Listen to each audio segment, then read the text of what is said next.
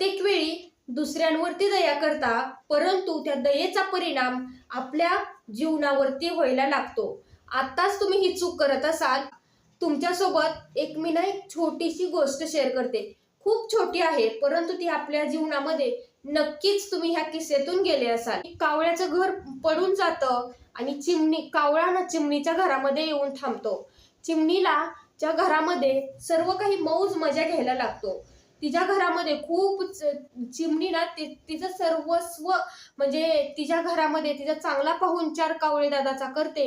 आणि त्या कावळे दादाला मनामध्ये ना त्याला वाटतं की माझा एवढा चांगला पाहुणचार होतोय, तर मी ना आरामात चिमणीच्या घरामध्ये राहतो. आणि काही काळानंतर त्याला तो ना त्याचं जे काही चिमणीचं घर आहे ते सर्व घर स्वतःच समजून राहायला लागतो आणि त्या घरावरती राज्य करायला लागतो.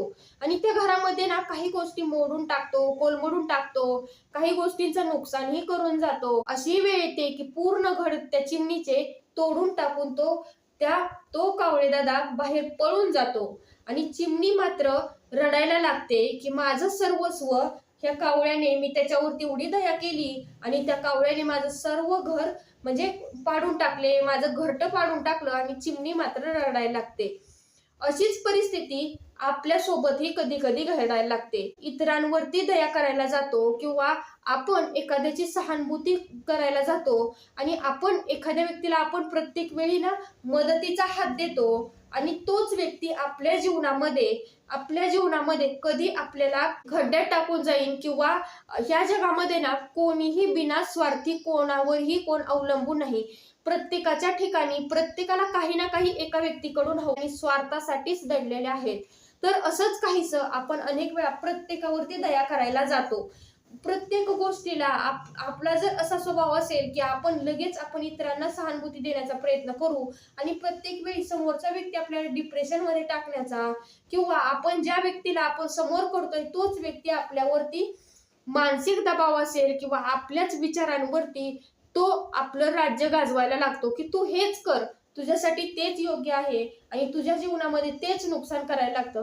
कारण आपण ज्या गोष्टीचा आपण त्या व्यक्तींवरती दया केली तोच व्यक्ती आपल्या जीवनामध्ये काही गोष्टी येऊन बिघडवायला लागतो आणि आपण त्याच गोष्टीचा आपण आपल्या जीवनामध्ये कधी कधी परिणाम होऊन जातो. किंवा समोरच्यांची जी मानसिकता आहे ती आपल्याला कधी ओळखता येत नाही. म्हणून प्रत्येकावरती दया करणं ही थांबवणं अतिशय गरजेचं. आपण ज्यावेळेस दुसऱ्यांना दया करण्याचा प्रयत्न करतो त्यावेळेस समोरचा व्यक्ती त्या पात्रतेचा आहे का की आपण त्या व्यक्तींवरती आपण दया करावी हेही आपण ओळखणं अतिशय गरजेचं आहे. दुसऱ्यांचा विचार करण्या अगोदर आपण स्वतःवरती तरी दया करणं अतिशय गरजेचं आहे.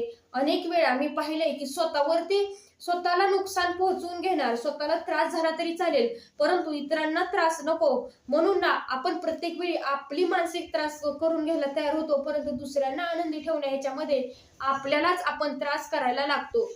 हे सतत घडत जातं आणि आपण सतत विचार करायला लागतो की आपण ना आपल्याला एवढा मानसिक त्रास का होतोय ह्या गोष्टीमध्ये जातो आणि शेवटी म्हणतो की कोणी कोणाचं नसतं आणि ह्या जगामध्ये ना सर्व स्वार्थी व्यक्ती आहेत हे मात्र म्हणून जातो. परंतु आपण आपल्यामध्ये काही वेळा अवेअरनेस आणून आपण आपलं जीवन बदलणंही तितकंच गरजेचं आहे. कारण आपण काही एका चुकीमुळे नव्हे तर अनेक आपण अशा काही छोट्या छोट्या चुकी असतात ज्यामुळे आपल्याला स्वतःला त्रास होतो आणि आपण इतरांचा विचार करण्यामध्ये आपण स्वतःचाच विचार करणं सोडून देतो. तुम्ही जर ही चूक करत असाल की सतत इतरांवरती दया, तर ही मी जी पण तुम्हाला कावळ्याची गोष्ट सांगितली, चिमणीची कावळ्याची जी गोष्ट तुमच्यासोबत शेअर केली तसंच आपलं काहीसं जीवन होऊन जातं आणि आपल्या जीवन म्हणजे विस्कळीत जीवन होऊन जाईल. ते आपल्याला सांगता येईल मध्ये काही बाउंड्रीज आखून आपलं जीवन बदलण्याची अत्यंत गरज आहे. तर तुम्ही ही चूक करत असाल तर मला जरूर कमेंटमध्ये टाईप करायला विसरू नका. परंतु जर ही चूक करत असाल तर आत्ताच थांबायला पण विसरू नका. बघा, तुमच्या ह्या व्हिडिओविषयी काही प्रश्न असतील, काही प्रतिक्रिया असतील तर जरूर कमेंटमध्ये टाईप करायला विसरू नका. थँक्यू.